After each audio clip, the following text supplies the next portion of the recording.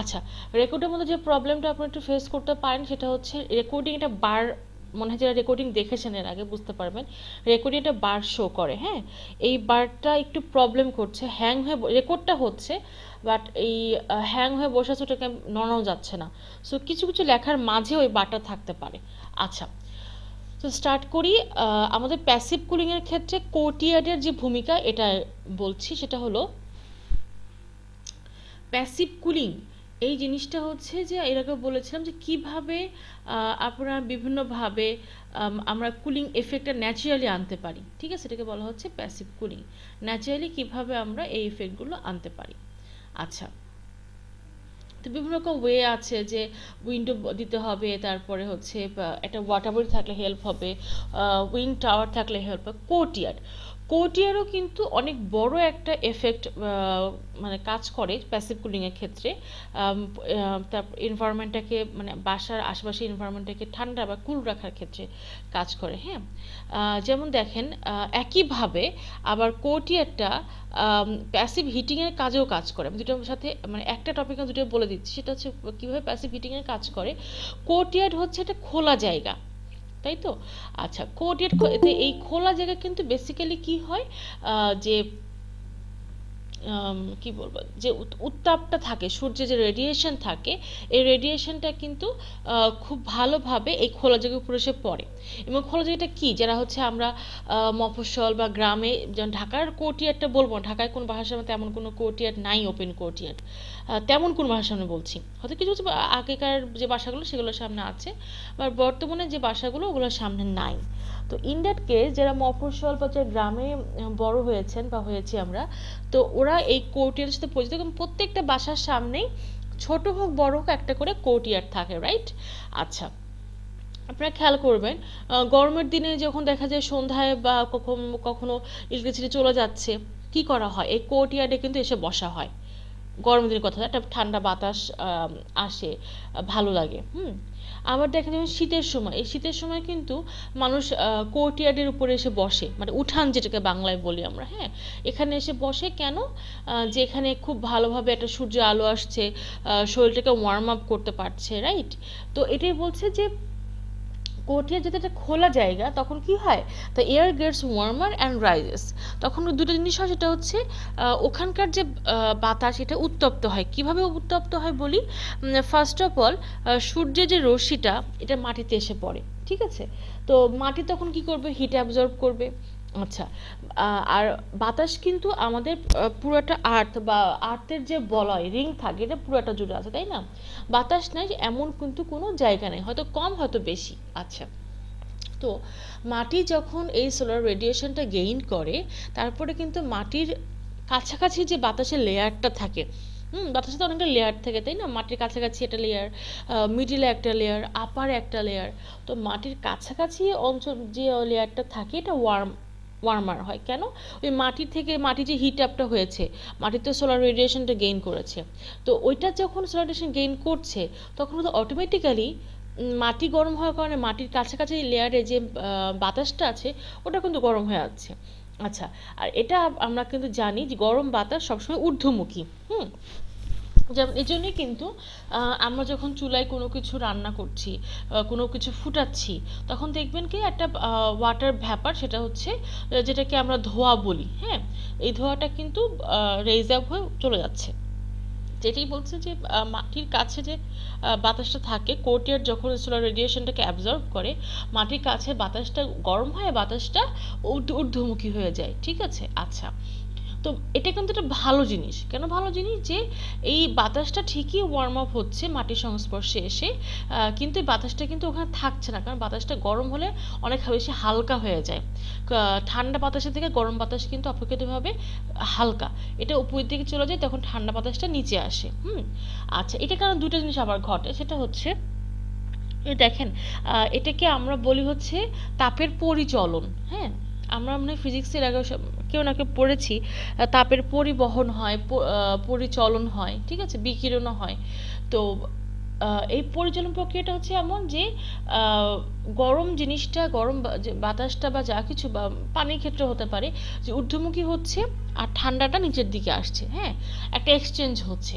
তো যতবারই মানে মাটি গরম হচ্ছে, মাটির গরমটাকে, আর এটাও আমরা জানি তাপ কি করে, তাপ হচ্ছে গরম তাপমাত্রার বস্তু থেকে ঠান্ডা তাপমাত্রার বস্তুতে ট্রান্সফার হয়, এটা কিন্তু ফিজিক্সের রুল। তো মাটি যতবারে ওয়ার্ম আপ হচ্ছে, মাটির গরমটা কিন্তু বাতাসটা নিচ্ছে, নিয়ে নিজে গরম হয়ে উপরের দিকে উঠে যাচ্ছে, ঠান্ডা বাতাসটাকে স্থান করে দিচ্ছে। আবার ঠান্ডা বাতাসটা মাটির কাছ থেকে গরমটা নিয়ে আবার সে ঊর্ধ্বমুখী হচ্ছে।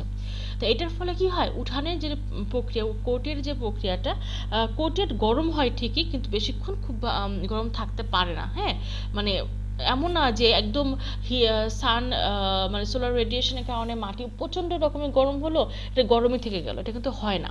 কেন হয় না, আই থিঙ্ক এতক্ষণ আপনারা বুঝতে পারছেন যে বাতাস এই জিনিসটাকে কুল আপ করে দেয়। আচ্ছা, তো তারপরে যেটা হয়, যেটা cool air from the ground level flows through the louvered openings of the room surroundings courtyard, thus producing air flow।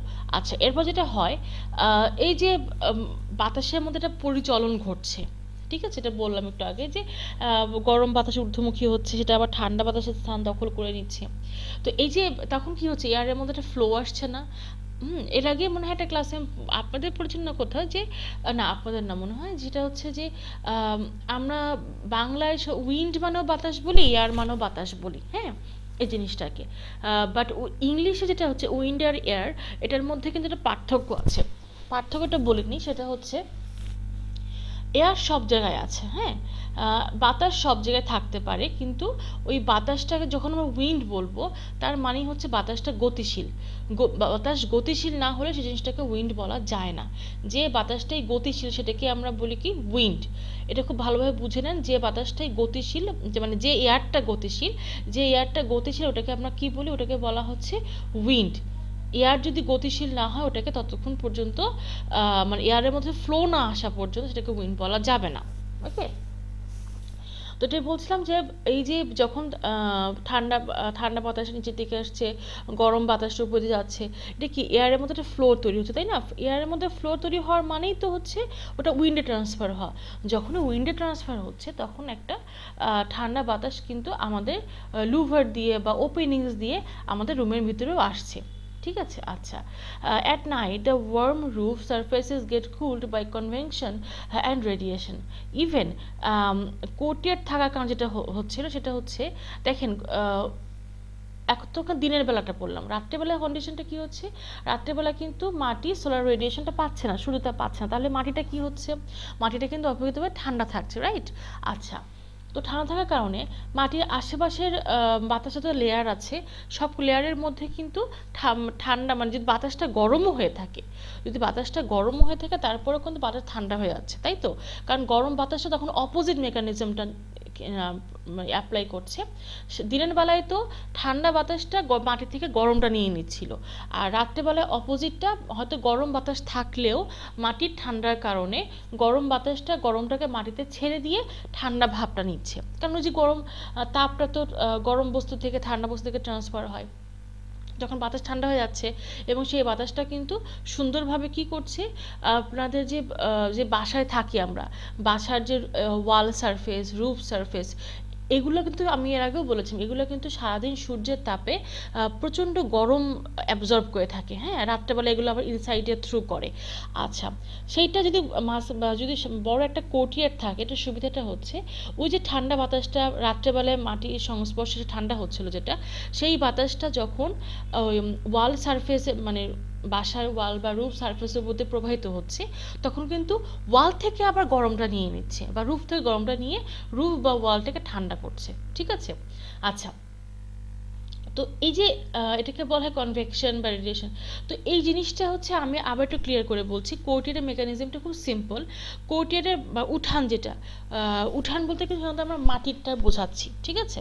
আচ্ছা, অনেকে হ্যাঁ ঢালাই করা থাকে, ঠিক আছে, ঢালাই কথা, ওটাকে আমি বেসিক্যালি বলছি না, বেসিক্যালি মাটি যেটা গ্রাউন্ড বেস, সেটাকে আমি বলছি। তো আবার এই মেকানিজমটা বলি, যে মাটির ধর্ম হচ্ছে কি, হিট অ্যাবজর্ব করা, দিনের বেলায় একরকম, রাত্রেবেলায় একরকম। তো আবার এটা ক্লিয়ার করে বলছি যে মাটি কি করে হিট অ্যাবজর্ব করে। দিনের বেলায় যখন সূর্যের তাপ মাটিতে এসে পড়ে তখন মাটি তার হিটটাকে ট্র্যাপ করে রাখে, মানে মাটিটা গরম হয়ে থাকে। এরপরে কি হয়, আমাদের চারিদিকে বাতাসের যে লেয়ারটা আছে, এই বাতাস কি করে মাটির সংস্পর্শে যখন আসছে, অবশ্যই সংস্পর্শে আসবে, বাতাসের এয়ারটা যখন মাটির সংস্পর্শে আসছে তখন বাতাস কি করছে, মাটি থেকে গরমটা নিচ্ছে। একটু খেয়াল করলে বুঝেন, বাতাস মাটি থেকে গরমটা নিয়ে নিচ্ছে, রাইট? আচ্ছা, কারণ তাপটা মাটি মানে গরম তাপমাত্রা বুঝতে হবে, ঠান্ডা তাপমাত্রা বাতাসে চলে যাচ্ছে। আচ্ছা, এরপরে আমরা জানি গরম বাতাস অপেক্ষাকৃত হালকা হয়, আর হালকা জিনিস কি হয়, ঊর্ধ্বমুখী। তখন এই গরম বাতাসটা ঊর্ধ্বমুখী চলে যাচ্ছে এবং এই ওই বাতাসের জায়গায় উপরে যে ঠান্ডা বাতাস ছিল ওটা এসে আবার জমা হচ্ছে। এরপরে আবার কি করছে, ওই ওই ঠান্ডা বাতাসটা মাটি থেকে গরমটা নিয়ে চলে যাচ্ছে। এইভাবে কিন্তু মাটিতে মানে কোর্টইয়ার্ডে সোলার রেডিয়েশনটা আসলেও মাটি অতটা ওইভাবে প্রচণ্ড রকমের গরম হতে পারে না, ঠিক আছে? আচ্ছা, তো আর রাত্রেবেলা হচ্ছে অপোজিটটা ঘটে। কি ঘটে রাত্রেবেলা, কি হয়, বাতাসের ধর্ম হচ্ছে যে সারাদিন যে পরিমাণে হিটটা সে ট্র্যাপ করবে নিজের মধ্যে, রাত্রেবেলায় বাতাস হচ্ছে এই হিটের যিনি বা ট্র্যাপ হিটটাকে ছাড়তে থাকে।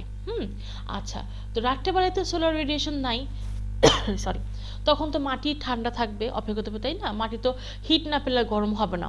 মাটির কিন্তু প্রচুর সহ্য বা সহনশীলতা, মানে মাটি হচ্ছে অনেক বেশি হিট আপ না হলে সেটা সহজে গরম হয় না, ঠিক আছে? তো যেহেতু সূর্যালো পাচ্ছে না, তো রাত্রেবেলা মাটি অপেক্ষা ঠান্ডা থাকছে। তো কিন্তু বাতাস কিন্তু আবার গরম, বাতাসের ধর্মটা উল্টা, বাতাস একবার গরম হয়ে গেলে ওটা কিন্তু হিটটাকে ট্র্যাপ করে রাখে। তো এটা যখন হচ্ছে, তো রাত্রেবেলায় কি হচ্ছে, আমাদের বাসার ছাদ ওয়ালও আবার ওই সারাদিন হিট অ্যাবজর্ব করে গরম হয়ে থাকছে, বাতাসে গরম, কিন্তু মাটি তো ঠান্ডা। তো মাটির সংস্পর্শে যখনই বাতাসটা আসছে, গরম বাতাসটা, মাটি কিন্তু ওই ইয়া থেকে গরম বাতাসটা থেকে হিট নিয়ে নিচ্ছে, নিয়ে বাতাসটাকে ঠান্ডা করে দিচ্ছে, তাই তো? তখন এই ঠান্ডা বাতাসটা যখনই কি হচ্ছে, এবং এই যে গরম বাতাস নিচে আসছে আবার উপরে যাচ্ছে, এটার মধ্যে কি হচ্ছে, এয়ারের একটা ফ্লো আসছে, এয়ারের ফ্লো থেকে কি তৈরি হচ্ছে, উইন্ড তৈরি হচ্ছে। এই উইন্ডটা, ঠান্ডা উইন্ডটা যখন বিল্ডিংয়ের গায়ে লাগছে, বিল্ডিংয়ের ওয়ালে, বিল্ডিংয়ের রুফে, তখন কিন্তু সেখান থেকে যে গরমটা ট্র্যাপ হয়েছিল সেটা কিন্তু আবার সে বাতাসটা নিয়ে নিচ্ছে, মানে বাতাস নিজের গরমটা মাটিতে ছেড়ে আসছে, আবার ওই ঠান্ডা বাতাসটা যখন বিল্ডিংয়ের উপর দিয়ে প্রবাহিত হচ্ছে, বিল্ডিংয়ের গরমটা বাতাস নিয়ে নিচ্ছে। তাও তখন কি হচ্ছে, বিল্ডিংটা অপেক্ষা ঠান্ডা হয়ে যাচ্ছে, অ্যান্ড ঠান্ডা হওয়ার কারণে কি হচ্ছে, ওই বিল্ডিং ওই গরমটা রুমের ভিতরে আর ছাড়ছে না, ঠিক আছে? এইভাবে কিন্তু রুমের টেম্পারেচারটা কমফোর্টেবল থাকে যদি মাঝখানে একটা কোর্টের ডিজাইন করা যায়। যেমন এখানে অনেকগুলো দেখানো আছে কোর্টিয়ার্ড, মানে এখানে এখানে কিছু প্ল্যান ইফেক্ট দেওয়া আছে, কিন্তু 3D ইফেক্ট দেওয়া আছে। এই দুই পাশে বিল্ডিং, মাঝখানে কোর্টিয়ার্ড, হ্যাঁ। তারপর এখানে কিভাবে মানে বাতাসে এক্সচেঞ্জগুলো হয়ে থাকে এই জিনিসগুলো দেওয়া আছে। তো আবার চারিদিক দিয়ে বদ্ধ, মাঝখানে কোর্টিয়ার্ড, এরকমও হতে পারে। বাট সব থেকে উপযুক্ত হয় হচ্ছে যে দুই পাশে বা তিন পাশে বিল্ডিং রাখেন, যা কিছু করেন না কেন, কোর্টইয়ার্ডের একটা পাশ খোলা রাখতে হয়, হ্যাঁ, যেন ওখান থেকে এয়ার মুভমেন্টটা সুন্দরভাবে হতে পারে। বদ্ধ কোর্টইয়ার্ড রেখে আসলে ওইভাবে লাভটা হয় না, কজ যদি এয়ারের মুভমেন্টটা ফ্লোটা ভালো মতো না আটকে যায়, ট্র্যাপ হয়ে যায়, তখন তো ভালো হবে না। তো একটা দিক খেয়াল রাখলে যেটা হয় যে এই যেটা বলছিলাম যে এতটুকু এয়ারে, যেমন দেখেন এটা পুরো ব্লকড, এই যে চারিদিকে বিল্ডিং, মাঝখানটা কোর্ট, এটা পুরো ব্লকড। এটা হয় কি, এখানকার যে বাতাসটা গরম হয়ে গেল, এই গরম বাতাসটা উপরে উঠতে পারে না সহজে, কারণ চারিদিক দিয়ে ট্র্যাপ। আবার ঠান্ডা বাতাস বাহির থেকে আসতে পারে না। বাট যদি এখানে একটা দিক মানে একদম উন্মুক্ত হয়, তখন কি হয়, বাহির থেকে ঠান্ডা বাতাসটা আসতেছে, আবার কি গরম বাতাসটা বের হয়ে যাচ্ছে, ঠিক আছে? এটা একটা ওপেনিংস, যেটা আমরা সবসময় বলে থাকি যে ওয়াল ওপেনিং বা উইন্ডো ডোরটা যেটা হয়, বাতাসে ওপেনিং থাকলে বাতাস ওখান থেকে পাস থ্রু করতে পারে, ঠিক আছে?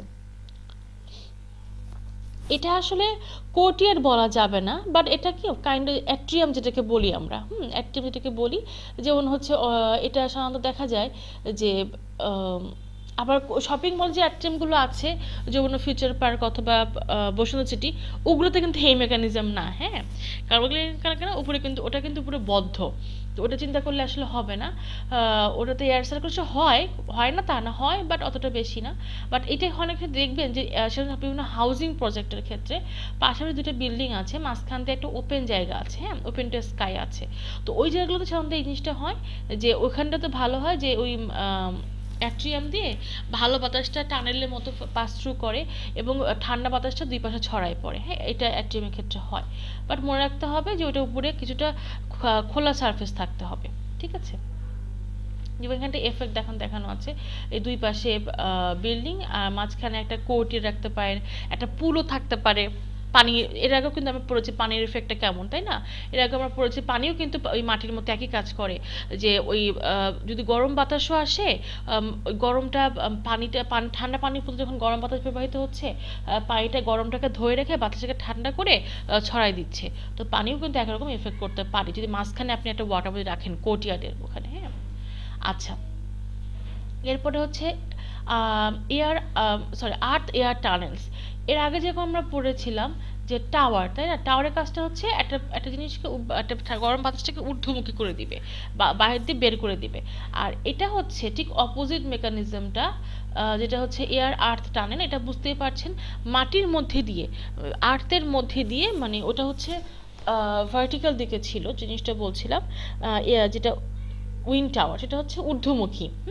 আর আর্থ এয়ার টানেলটা হচ্ছে মাটির মধ্যে দিয়ে করে টানেল ব্যবস্থা করা, যে কারণে কি হয় যে ওই গরম বাতাসটা হচ্ছে ওই টানেলের মধ্যে দিয়ে পাস থ্রু করে, হ্যাঁ। Daily and annual temperature fluctuation decrease with the increase of the depth below the ground surface। তো সাধারণত কিন্তু আমাদের যে ডেইলি এবং অ্যানুয়াল যে টেম্পারেচারটা হয়, হ্যাঁ, বার্ষিক বা প্রতিদিন টেম্পারেচার যে ফ্ল্যাকচুয়েশনটা ঘটে, মানে কখনো কম কখনো বেশি পার্থক্য যেটা, হ্যাঁ, এটা কিন্তু অনেকটা ডিক্রিজ হবে অথবা ইনক্রিজ হবে, ঠিক আছে। এটা কিন্তু গ্রাউন্ড সারফেস ডেপথ কতখানি এটার উপর ডিপেন্ড করে। যেমন দেখেন, মাটির উপরের সারফেসটা তো হিট আপ হয়ে গরম হচ্ছে, তারপরে লেয়ারটা কিন্তু একটু কম গরম ঠান্ডা কিন্তু, হ্যাঁ, তারপরে আর ঠান্ডা করতে করতে কিন্তু একটা লেভেলে যদি মাটিটা একদম ঠান্ডা, ঠিক আছে, কারণ ওই পর্যন্ত হিটটা পৌঁছায় না। তো এই গ্রাউন্ডে কিন্তু টেম্পারেচার আবার যদি ডেইলি বা অ্যানুয়াল টেম্পারেচার অত্যাধিক বেশি হয়, তখন তো মাটির নিচে 2-3টে লেয়ার পর্যন্ত অনেক সময় গরম এফেক্টটা থাকে, হ্যাঁ। আর মাটির একদম অভ্যন্তরে তো একটা গরম ইফেক্ট আছে, যেটা আমরা সবাই জানি। এখন পর্যন্ত কিন্তু মাটি, যে পৃথিবীর অভ্যন্তরে যে মিডিল যেটা কোর, ওটা কিন্তু এখন তো একটা জ্বলন্ত অগ্নিপিণ্ড, এটা তো সবাই আমরা জানি, তাই না? এটা এখনো ফায়ার বল। এই জন্য কিন্তু পৃথিবীর অভ্যন্তরে এখন মতো লাভা রয়ে গেছে, এবং এই যে আগ্নেয়গিরির কারণে লাভাটা বের হয়।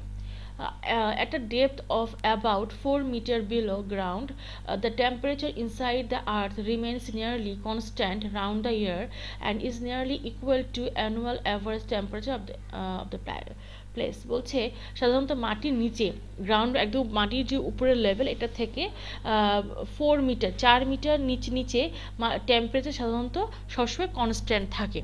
কারণ 4 মিটার পর্যন্ত কি হয় বলছেন যে এখানে মাটিটা, মানে মাটির উপরে প্রায় গরম হলেও মাটির নিচে 4 মিটার পর্যন্ত যে লেয়ারটা আছে, 4 মিটার নিচে যে লেয়ারটা আছে, ওই পর্যন্ত আপনার ওই গরমটা বা ঠান্ডা গরম কিছু পৌঁছায় না, হ্যাঁ। মানে ওইটা সারা বছর তাপমাত্রাতে কনস্ট্যান্টই থাকে, ওকে। আবার বলছি, এটা হচ্ছে যে মাটির উপরের সারফেস, যেটার উপর আমরা হাঁটছি, এইটা ডেইলি বা অ্যানুয়াল টেম্পারেচার কারণে সাধারণত এটা কি হয়, গরম হচ্ছে ঠান্ডা হচ্ছে সূর্যতাপে এটা হচ্ছে। কিন্তু মাটির নিচে, মানে মাটির উপরের সারফেস থেকে 4 মিটার নিচে যে লেয়ারটা আছে মাটির, ওই লেয়ার থেকে হচ্ছে কি বলছে যে সাধারণত দেখা সারা বছর ওটা তাপমাত্রা একদম একরকম থাকে, কনস্ট্যান্ট থাকে, হ্যাঁ। কারণ ওই পর্যন্ত কোনো কিছু হিট বা কোনো কিছু পৌঁছাচ্ছে না। A tunnel in the form of a pipe of otherwise embedded at the depth of about 4 meter below the ground will acquire the same temperature as the surrounding earth at its surface। বলছে যে এই মাটির নিচে যেহেতু 4 metre নিচে যেটা একটা level আছে মাটির, তো এই লেভেলে যেহেতু টেম্পারেচারটা একদম কি থাকে, কনস্ট্যান্ট থাকে। এই ছবিটা দেখেন, তা কনস্ট্যান্ট, এই যে এখানে টানেল দেখানো হয়েছে একটা, হ্যাঁ, যেহেতু কনস্ট্যান্ট থাকে, যেহেতু কি করা হচ্ছে, এই প্রক্রিয়াটা আমি এখান থেকে দেখাই তাহলে ভালো বুঝতে পারবেন আপনারা। যেমন দেখেন এটা হচ্ছে মাটির উপরে লেভেল, আর এই লেভেলে এসে হচ্ছে 4 মিটার নিচে, ঠিক আছে, এটা হাইট মনে করেন। আচ্ছা, তখন কি করা হচ্ছে জানেন, এখানে একটা মেকানিজম ফিট করা হয়, ঠিক আছে। মেকানিজমটা এমন হবে, এখানে একটা টারবাইনের মতো থাকে বা অন্য কোনো মেশিন দেওয়া হয়, সেটা কি হয়, যেহেতু মাটির একটা টানেল এবং একটা টানেল মতো একটা পাইপের মতো বা এরকম কিছু তৈরি করা হচ্ছে, তখন কি হয়, এই রুমের ভিতরে যত গরমগুলো আছে, যেমন এসি কি করে, এসি হচ্ছে রুমের ভিতরে গরম বাতাসটাগুলোকে টেনে নিচ্ছে, নিয়ে ওটাকে ঠান্ডা করে আবার আমাদের রুমের মধ্যে আউট করতে, তাই তো, ইনলেট বা আউটলেট ব্যাপারটা থাকে। হুম। তো একইভাবে আপনার বা কি বলবো, রুমের ভিতরে যে গরম বাতাসগুলো আছে, এগুলো যদি কোনোভাবে সাকশন পাইপ দিয়ে আমরা কি করতে পারি, ভালোভাবে আমরা এই জিনিসগুলো মাটির ওই 4 মিটার নিচে পাস থ্রু করে ফেললাম, হ্যাঁ। তো মাটির 4 মিটার নিচে কিন্তু মাটিটা ঠান্ডা, তো পাইপের মধ্যে যে যখন আপনার গরম বাতাস প্রবাহিত হবে, তখন কিন্তু মাটি যেহেতু ঠান্ডা, ওই ঠান্ডা মাটির এফেক্টে পাইপের ভিতরে যে গরম বাতাস, ওটা কিন্তু ঠান্ডা হয়ে যাবে। খুবই সিম্পল মেকানিজম, হ্যাঁ। এবং ওটা কি হবে, ওইটাকে আমি যেটা করব সেটা হচ্ছে, এখানে একটা টারবাইন রাখবো, তার মানে এখানটায় এসে একটা একটা ডাক্টের মতো থাকবে, হ্যাঁ, যেমন একটা মানে ডাক্টের মতো থাকবে, এখানে এসে ওই যে বাতাসটা ছিল এটা পুরোপুরি রকমের ঠান্ডা হবে, এবং ঠান্ডা হয়ে আরেকটা ডাক্টিং দিয়ে এখানে ফিল্টারিং করব। ফিল্টারিং করার কারণে কি হবে, অনেকটা এয়ার কুলারের মেকানিজম, এখানে একদম ঠান্ডা বাতাস প্রবাহিত হবে। এখান থেকে কোনো না কোনোভাবে আমি আরেকটা মেকানিজমের সাহায্যে এই বিল্ডিংয়ের ভিতরে আমি কি করব, ঠান্ডা বাতাসটাকে প্রবাহিত করব, ঠিক আছে। হ্যাঁ, এটা বলতে পারেন মিস, এটা কি একদম এসি বা এয়ার কুলার এবং ঠান্ডা হবে না, এতটা ঠান্ডা হবে না বাতাস, বাট গরম বাতাস হবে না। এসি বা এয়ার কুলারে কি হয়, একটা কৃত্রিম ঠান্ডা ভাব থাকে, তাই না, যে ফোর্সফুল, যেমন যেমন হচ্ছে ফ্রিজ খুলে আমরা একটা কৃত্রিম ঠান্ডা বাতাস পাচ্ছি, তাই তো। আচ্ছা, একই কিন্তু দেখেন, যখন আমাদের ওয়েদারটা নর্মালি ঠান্ডা থাকে গরমের দিনও, তখন দেখা যায় না একটা ঠান্ডা বাতাস যখন পাস থ্রু করে, আমাদের একটু কুলিং ইফেক্ট দেয়, এবং এটা খুব ভালো লাগে, এটা ভালো ফিল হয়, ওই টাইপের একটা ঠান্ডা বাতাস, ঠিক আছে। যে আর্টিফিশিয়াল কোন বাতাস, ন্যাচারাল ঠান্ডা বাতাস। তো মেকানিজমটা আমি আবার একটু বলছি, এটা হচ্ছে বিল্ডিং ভিতরে যে গরম বাতাসটা থাকবে, এই গরম বাতাসটাকে যদি আমরা কোনোভাবে একটা টানেলের মাধ্যমে মাটির 4 মিটার নিচে পাস থ্রু করতে পারি, কারণ মাটির 4 মিটার নিচের মাটিটা অপেক্ষিতভাবে সবসময় সারা বছর কনস্ট্যান্ট থাকে, ঠান্ডা থাকে, ঠিক আছে।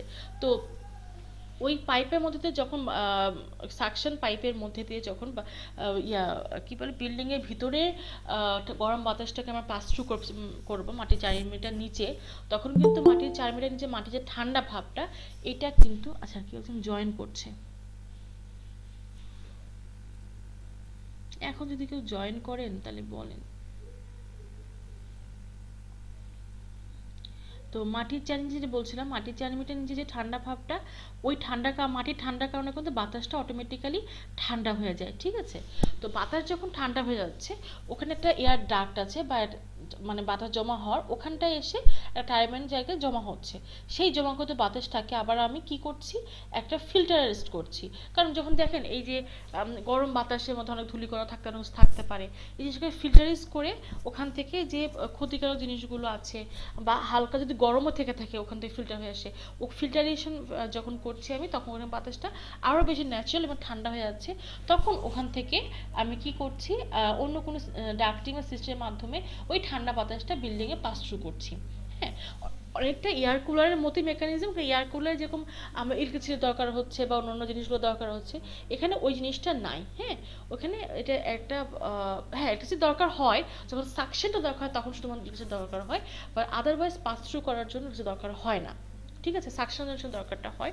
তো এইভাবে বলছে যে অনেকটা সোলার প্যানেলিংয়ের মতো, যে সূর্যরশ্মিটাকে ট্র্যাপ করে রেখে ওটাকে পরে ইলেকট্রিসিটি হিসেবে কাজ করছি আমরা, হ্যাঁ। তো একইভাবে এখানে এয়ারটাকে অনেকটা এয়ার কুলারের মেকানিজম, এয়ার কুলার যেমন আপনার একটা মেশিন বক্স কিনতে হচ্ছে, ইলেকট্রিসিটি বিল পে করতে হচ্ছে, হ্যাঁ, এখানেও কিছুটা ইলেকট্রিসিটির একটা প্রয়োগ আছে, এবার খুবই কম পরিমাণে। যখন শুধুমাত্র গরম বাতাসটাকে সাকশন হচ্ছে, তখন একটা টারবাইনের যেহেতু ঘোরানোর জন্য একটা ইলেকট্রিসিটি দরকার হয়, ওইটার জন্য একটু জন্য ইলেকট্রিসিটি দরকার হচ্ছে, বাট খুবই অল্প পরিমাণে, ঠিক আছে।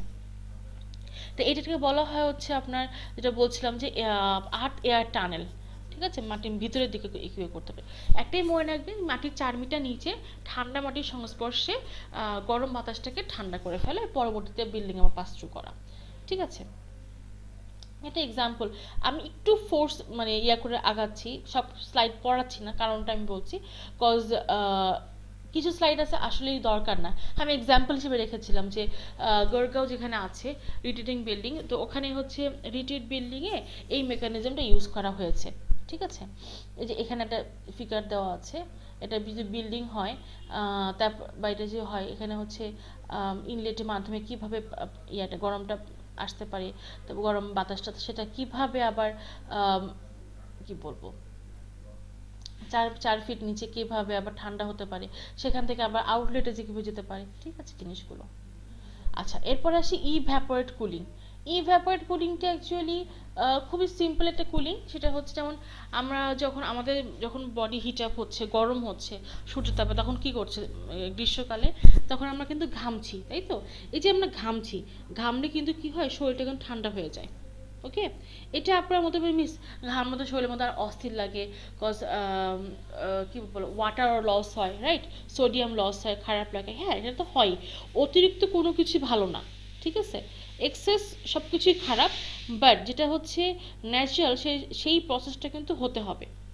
যেমন আমি বলি, এটা অনেকে ফিল করবেন, অনেকে অনেকের প্রচণ্ড পরিমাণে সোয়েটিং হয়, হ্যাঁ, আবার দেখবেন কিছু মানুষের সোয়েটিং খুবই কম হয়, কিছু মানুষের সোয়েটিং খুবই কম হয়, ওকে, আবার কিছু মানুষের সোয়েটিং খুব বেশি হয়, আর কিছু মানুষের হচ্ছে কি বলবো, খুব ন্যাচারাল সোয়েটিং, যেটুকু দরকার বা যেটুকু নর্মাল ন্যাচারাল ওইটুকু হচ্ছে। আচ্ছা, সোয়েটিং বেশি বা কম হয় এটা হরমোনসের কারণে। ঠিক আছে, এখন বলি যাদের অতিরিক্ত পরিমাণ সোয়েটিং হয় ওদের জন্য খারাপ। কেন খারাপ আমি বলি, এটা হচ্ছে যে সোয়েটিংয়ের সাথে কিন্তু আমাদের ওয়াটার লস হচ্ছে অ্যান্ড প্লাস সোডিয়াম লস হচ্ছে, সোডিয়াম লেভেল কিন্তু অনেক বেশি কমে যায়। কারণ যে সোয়েটিংয়ের যে ওয়াটারটা, এটা কিন্তু আপনার লবণাক্ত হয়, ঠিক আছে, এটা কিন্তু মানে ওয়াটারটা হচ্ছে সোডিয়াম বেসড হয়ে থাকে। তো তখন তারা অনেক সময় দেখা যায় যে মাথা ঘুরে পড়ে যায়, স্ট্রোক হয়, অনেক কিছু অনেক প্রবলেম হয়, হ্যাঁ। আচ্ছা, বিশেষ করে যেটা ডিহাইড্রেশন হয়, এটা কিন্তু হয়ে যায় অনেক সময়। আচ্ছা, এইটা ক্ষতিকারক, কিন্তু আবার আবার হচ্ছে যাদের সোয়েটিংটা অনেক কম হচ্ছে, ওটাও ক্ষতিকারক। আমি কেন বলি সোয়েটিং কম হওয়াটা ক্ষতিকারক, এই জন্য দেখেন সোয়েটিংটা তখনই হয় যখন আপনার বডিটা হিট গেইন করছে, হ্যাঁ। তো যার সোয়েটিং হচ্ছে না, তার মানে কি সে হিট গেইন করছে না, সূর্যের তাপ তার শরীরে লাগছে না, গরম বাতাস তার শরীরে লাগছে না, সবই কিন্তু লাগছে। ঠিক আছে, এটা কিন্তু এমন মনে করার কোনো কারণ নাই যে আমার শরীরে গরম বাতাস লাগছে না, হিট সূর্য হলো আমার স্কিনে আসছে না, এমন কিন্তু না, কখনোই না, হ্যাঁ। অনেকেই মিসকনসেপ্ট থাকে যে আমি সোয়েটিং হচ্ছে না, আমার গরম লাগে না, ঠিক আছে, আমার এরকম বেশি গরম লাগে না, বা এটা এরকম না। আপনার শরীর, আপনার বডি কিন্তু, আপনার বডি স্কিন কিন্তু ঠিকই সোলার রেডিয়েশনটাকে ট্র্যাপ করছে এবং এই জিনিসটা হিট আপ করছে, হ্যাঁ। সো যেটা হচ্ছে সোয়েটিংয়ের কারণে যেটা হয়, শরীর থেকে কিন্তু ভিতরে গরমটা বের হয়ে আসে। ঠিক আছে, এটা কিন্তু মিনিমাম যে একটা অ্যাভারেজ যে একটা অ্যামাউন্ট আছে, বা যেটা ন্যাচারাল অ্যামাউন্টটা কিন্তু ভালো। ঠিক আছে, সোয়েটিং হওয়া কিন্তু খারাপ না, এটা কিন্তু ভালো। আচ্ছা, বাট যাদের এই সোয়েটিংটা একদমই হয় না, অনেক মানুষ আছে একদমই সোয়েটিং হয় না এবং খুব মিনিমাল একটা রেঞ্জে হয়, ওদের প্রবলেমটা হচ্ছে গরমটা কিন্তু শরীরে ঠিকই থেকে আছে, ট্র্যাপ থাকছে। এইসব মানুষদের কি হয়, সোয়েটিং হয় না, কিন্তু দেখা যাচ্ছে কিছুক্ষণ পর মাথায় পেইন শুরু হয়ে গেছে। হ্যাঁ, অনেক সময় যেটা হয় দেখবেন যে মাথায় পেইন শুরু হচ্ছে, তারপর অন্যান্য সিমটমস দেখা দিচ্ছে, শরীরের ভিতরে সোয়েটিং হচ্ছে না, তারপর ডিহাইড্রেশন দেখা দিচ্ছে। ঠিক আছে, তো ওইটা হয় কারণ দেখেন শরীরের ভিতরে যখন গরমটা ট্র্যাপ হয়ে থাকছে, তখন কিন্তু আপনার কোনো না কোনো সাইড এফেক্ট কিন্তু হবে। কারণ গরমটা যখন ট্র্যাপ হয়ে থাকছে, একসময় গরমগুলো কিন্তু আপনার যে নার্ভ সিস্টেম আছে, নার্ভ সিস্টেমগুলোকে হিট আপ করে ফেলছে, আর নার্ভ সিস্টেম হিট আপ হলে কি হবে, আপনার অটোমেটিকলি কিন্তু উইক হয়ে পড়বে, তাই না? তখন মাথা পেইন করবে, বা অন্যান্য কোনো ক্ষতিকারক জিনিস হচ্ছে, ঠিক আছে, অনেক সময় স্ট্রোকও হয়ে যায় কিন্তু, ওকে। যেমন অতিরিক্ত ঘামলে স্ট্রোক হয়, আবার যেটা কেউ সোয়েটিংই হচ্ছে না, এদিকে গরম ঠিকই আছে, ওদের কিন্তু হিটে স্ট্রোক হয়, কারণ শরীরের ভিতরে কি হচ্ছে, গরমটা জমে যাচ্ছে। এই জন্য কিন্তু যেটা ন্যাচারাল ওয়ে, সেই ন্যাচারাল ওয়েতে কিন্তু সোয়েটিংটা দরকার, সোয়েটিংটা হলে শরীরের ভিতরে গরমটা কিন্তু বের হয়ে যায়। ঠিক আছে? এই জন্য বলা যায় আল্লাহ তাআলা যা কিছু করছে অলমাইটি, এটা কিন্তু সবকিছু আমাদের ভালোর জন্যই। হ্যাঁ, আমরা সব মনে করি আচ্ছা আমার সোয়েটিং হচ্ছে, মানে এটা খুব ইরিটেটিং ব্যাপার, কেন হচ্ছে, এত গরম লাগতেছে। বাট দেখেন সবকিছুরই কিন্তু একটা ভালো দিক আছে, তাই না? তো এটাই হচ্ছে ইভ্যাপোরেটিভ কুলিং। ইভ্যাপোরেটিভ কুলিংটা হচ্ছে যে যখন কোনো কিছুর মধ্যে একটা একটা গরম কিছু জমা থাকছে বা কোনো কিছু, এই জিনিসটা, একটা মিনিট ওয়েট করবেন প্লিজ।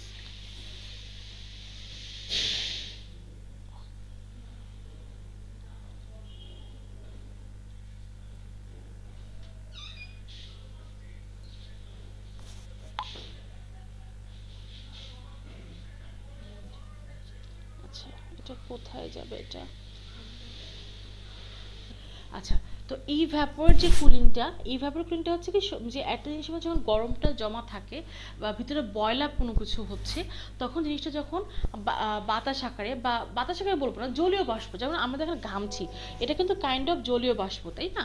তো এটা যেমন আবার যে চুলায় পানি যে গরম হচ্ছে, এটা যে আমরা দেখছি যে ধোঁয়া উড়ে যাচ্ছে, এটা কিন্তু চোখে দেখছে ধোঁয়ার মতো জিনিস, তাই না? এটার উপর যদি আপনি ঢাকনা দিয়ে রাখেন, তখন লিড দিয়ে রাখেন, তখন ঢাকনাটা তুললে বুঝতে পারবেন অনেকগুলো ছোট ছোট ওয়াটার ড্রপলেট সেখানে জমা হয়েছে। ঠিক আছে? তো এইটা হচ্ছে ইভ্যাপোরেটিং ওয়াটার বা ইভ্যাপোরেশন কুলিং। হ্যাঁ, সেটা হচ্ছে কি, যে গরম জিনিসটা যখন অতিরিক্ত গরম যে ব্যাপারটা আছে, এটা যখন কোনো কিছুর মধ্যে থেকে বের হয়ে যাচ্ছে, এটাকে বলা হয় ইভ্যাপোরেশন। এবং এই ইভ্যাপোরেশনটা কিন্তু আমাদের যত ওয়াটার বডি আছে পৃথিবীতে, সব কিছুর ক্ষেত্রে কিন্তু ইভ্যাপোরেশনটা হয়ে থাকে, এটা আমরা সবাই জানি। যে কি বলবো, সূর্যতাপে পানি বাষ্পে পরিণত হয়, সেই বাষ্প ঊর্ধ্বমুখী হয়, সেখানে আবার ঠান্ডা হয়, ঠান্ডা হয়ে হচ্ছে আবার মেঘে পরিণত হয়, এটা কিন্তু আমরা সবাই জানি, তাই না? তো ইভ্যাপোরেশন রেটটা আবার ইনক্রিজ করা মানে কি বলবো, হওয়া ভালো, যেটা একটু আগে বলছিলাম, বাট অনেক বেশি পরিমাণে না। খুব বেশি পরিমাণে যখন ইনক্রিজের রেটটা বেড়ে যাবে, তখন কিন্তু ডিহাইড্রেশন তৈরি হবে। এটা আপনি ওয়াটার বডি বলেন আর আপনি হিউম্যান বডি বলেন, হিউম্যান থেকে যখন অতিরিক্ত পরিমাণে আপনার সোয়েটিং হবে, ইভ্যাপোরেশনটা হবে, তখন কিন্তু আপনার একসময় ডিহাইড্রেশন হয়ে যাবে। একইভাবে যদি সূর্যের তাপে যে কোনো ওয়াটার বডি খুব বেশি পরিমাণে সেখান থেকে ইভ্যাপোরেট হয়ে পানি শুকাতে থাকে, এক পর্যায়ে কিন্তু সেখানে পানি থাকবে না ওয়াটার বডিগুলোতে, এবং একসময় সেগুলো কি হবে, ড্রাই হয়ে যাবে, খরা তৈরি হবে। ঠিক আছে? তো একইভাবে এটাই বলছিলাম যে এই ইভ্যাপোরেশনগুলো কিন্তু হতে পারে। আর ইভ্যাপোরেশনের আবার একটা ভালো দিক যেটা বললাম, যে কি বলবো, যে একটা জিনিস খুব বেশি গরম অবস্থায় আছে, যখন জিনিসটা কি হচ্ছে, মানে ভিতরে গরমটা বাইরে ওয়াটার ভ্যাপার রূপে বের করে দিচ্ছে, অটোমেটিক্যালি কি হচ্ছে, বডি টেম্পারেচারটা কিন্তু একটু লো হয়ে যাচ্ছে। ঠিক আছে? তো ওটা আপনার একটা কুলিং এফেক্ট দিচ্ছে, এটা বডি টেম্পারেচারকে মেনটেন করার জন্য। আচ্ছা, এবং সাথে আর একটা ভালো দিক হচ্ছে, দেখেন আমাদের যখন আমরা বডি টেম্পারেচার বা বডি যখন আমাদের স্কিন যখন এই গরমটা বাতাসে পাস থ্রু করছে, বাতাস কিন্তু আমাদের শরীর থেকে গরমটা নিয়ে নিচ্ছে, এবং বাতাসের যে ঠান্ডা এফেক্টটা, এটা কিন্তু আমাদের শরীরে এসে লাগছে। একটু খেয়াল করে দেখবেন, খুব একটা সিম্পল একটা মেকানিজম। গরমের দিনে সাপোজ অনেক রোদ আছে, যা কিছু আছে, আপনার সোয়েটিং হচ্ছে যখন, আর যখন হচ্ছে না, হ্যাঁ, সাপোজ আপনি ঘামছেন না, সোয়েটিংটা হচ্ছে না, তখন বাতাসটাকে কিন্তু আপনি বেশি ভালো করে ফিল করতে পারেন না। একটু কথাটা বুঝে দেখেন। বাট যখন আপনার সোয়েটিং হয়েছে, হ্যাঁ, ওই সোয়েটিং অবস্থায় যদি আপনি ফ্যান অন করেন অথবা ন্যাচারাল কোনো বাতাসের গাছের নিচে দাঁড়ান না কেন, যে বাতাসটা আপনার মানে শরীরের উপর দিয়ে পাস থ্রু হবে, আপনার স্কিনের উপর দিয়ে, আপনি কিন্তু খুব ভালোভাবে ওটাকে ফিল করতে পারেন। একটু জিনিসটা খুবই সিম্পল মেকানিজম, বাট এটা কিন্তু খুব কি বলবো, ফিজিক্সে একটা ম্যাটার, যে যখনই আপনাদের কি হচ্ছে, যে আমি বলছিলাম যে সোয়েটিং যখন হচ্ছে না, তখন কিন্তু আপনি বাতাস পাস থ্রু হলে অতটা ফিল করতে পারবেন না। যখনই আপনার সোয়েটিংটা হচ্ছে, তার মানে আপনার শরীর থেকে গরমটা বের হয়ে যাচ্ছে। হ্যাঁ, এবং এই গরমটা কে নিচ্ছে, বাতাস নিয়ে নিচ্ছে। ঠিক আছে? নিয়ে আপনাকে একটা কুলিং এফেক্ট দিচ্ছে। নট অনলি দ্যাট, আপনার ঘামার ফলে যে এটা শরীরের মতো আনইজিনেস তৈরি হয়েছিল, কারণ ওয়াটারে একটা বেস তৈরি হয়েছিল, এটা কিন্তু বাতাসটা কি করছে, নিয়ে আপনার শরীরটাকে শুকায় ফেলছে, কমফোর্ট দিচ্ছে। হ্যাঁ, আচ্ছা, তখন যে বাতাসটা আপনার স্কিনের প্রতি প্রবাহিত হচ্ছে, আপনি কিন্তু খুব ভালোভাবে ঠান্ডা একটা ইফেক্ট পান। এটা খুব ন্যাচারাল কথা কিন্তু, হ্যাঁ। তো যেন বলছে যে আপনার সোয়েটিং হওয়া, তারপরে আপনার শরীরের উপর ঠান্ডা বাতাস প্রবাহিত হওয়া, এই সব কিছু কিন্তু ইভাপোরেট কুলিং, এবং এটা প্যাসিভ। এটার জন্য কিন্তু দেখেন, এটা কিন্তু কোনো মেকানিজম আপনাকে করতে হচ্ছে না, তাই না? এটা খুব সুন্দরভাবে কিন্তু এই কুলিং এফেক্টটা আপনি পাচ্ছেন। তো এই একইভাবে জিনিসটা কিন্তু বিল্ডিং ম্যাটেরিয়ালের ক্ষেত্রে, বিল্ডিংয়ের ক্ষেত্রেও হতে হয়। সেটা হচ্ছে যে দিনের বেলা যে এয়ার ট্র্যাপ করছে, সরি, বিল্ডিং ম্যাটেরিয়ালগুলো যেগুলো থাকে সেগুলো যে গরমটা নিচ্ছে, এগুলো কিন্তু সে পরবর্তীতে কি করে, রাত্রেবেলা জিনিসগুলোকে গরমগুলোকে কি করছে, ছেড়ে দিচ্ছে বাহির দিকে, আউটলেট যেটাকে বলি আমরা, ইনলেট না। দিনের বেলা তো ইনলেটটা হচ্ছে ট্র্যাপ, মানে গরমটা অ্যাবজর্ব করছে, রাত্রেবেলা জিনিসগুলোকে আবার সেটা আউটলেট করে দিচ্ছে, জিনিসগুলোকে তাপগুলোকে বের করে দিচ্ছে। তো এই জিনিসগুলো হতে পারে। তো এই জিনিসগুলো কখন হতে পারে বলি, যদি এই ছোট ফিগারটা দেখেন, ভালো হয় যদি ওই রুফের উপরে আমরা কোনো ওয়াটার ট্যাঙ্ক রাখি, তখন কি হবে, আমরা কিন্তু সবাই জানি যে ওয়াটার ট্যাঙ্কটা কি করে, পানির কাজটি হচ্ছে, পানি ঠান্ডা থাকে, তো পানি গরমটাকে অ্যাবজর্ব করে নেয়। তো যখনই রাত্রেবেলা ছাদের উপরে যখন গরমটা সারাদিনের যে হিটটা ছিল ওটা যখন বের হয়ে যাচ্ছে, বের হওয়ার কারণে কি হচ্ছে, যে এই ওয়াটার ট্যাঙ্কটায় গরমটা নিয়ে নিয়ে ঠান্ডাটা এফেক্ট দিচ্ছে, ঠিক আছে। আবার আমরা কিন্তু এটাও জানি সারাদিন যে সোলার যে রেডিয়েশনটা হয়, এটা রুফ অ্যান্ড হচ্ছে ওয়ালগুলো অ্যাবজর্ব করে, এবং এটা কিন্তু শুধুমাত্র উপরের দিকে ছাড়ে না, জিনিসটাগুলো কিন্তু রুমের ইনসাইডেও জিনিসগুলো আউটলেট হয়, যে রুমের ভিতরটা কিন্তু গরম থাকে, ঠিক আছে। এখন দেখানো হয়েছে এই অ্যারো মার্কটা দিয়ে।